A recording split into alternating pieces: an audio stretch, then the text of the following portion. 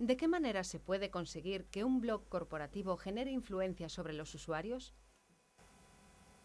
Los blogs corporativos de por sí no deben llegar a plantearse este concepto de generar influencia. Al final, la influencia se genera por el ruido, el buzz que generan los propios usuarios, la conversación, la viralidad que se le da al contenido, y es la manera en la cual podemos llegar a posicionar a nuestro blog corporativo como un referente dentro de nuestro sector, de una materia, de una tipología de productos. Solo ofreciendo contenido de alto valor y posibilitando al usuario el que pueda distribuir a su vez este contenido en redes sociales, a través de otro tipo de soportes. Solo de esta manera conseguiremos que el contenido sea distribuido y que nuestro blog se posicione de la manera mejor en la mente del consumidor.